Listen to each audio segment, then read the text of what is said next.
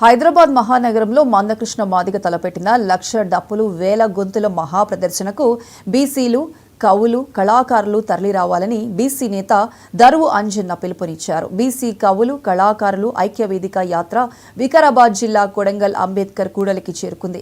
ఈ సందర్భంగా అంబేద్కర్ విగ్రహానికి పూలమాలలు వేసి నివాళులర్పించారు.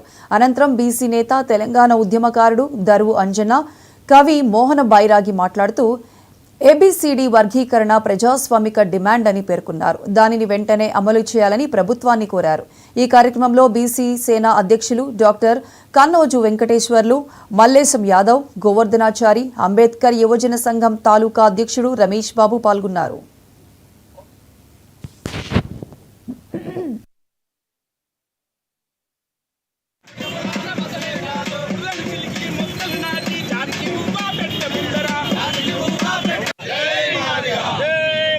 జిల్లా కోడంగల్ ప్రాంతానికి ఈరోజు ఎస్సీ వర్గీకరణ ఏబీసీడీలుగా విడిపోవాల్సిందేనని ఆ యొక్క వర్గీకరణకు మద్దతు తెలియజేస్తూ 33 జిల్లాలు తిరుగుతూ ఈరోజు కోడంగల్కు మేము రావడం జరిగింది.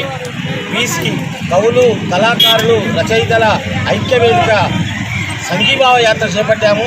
ఈరోజు కోడంగల్ వచ్చిన సందర్భంగా ఆచార్య మాన్యశ్రీ మందకృష్ణ గారు చేపట్టినటువంటి ఫిబ్రవరి 7వ తారీఖున హైదరాబాదులో జరిగేటువంటి లక్ష డప్పులు వేల గొంతుల మహాప్రదర్శనకు వేలాదిగా తరలి రావాలని చెప్పి మేము పిలుపునిస్తూ ఉన్నాము. వికారాబాద్ జిల్లా కోడంగల్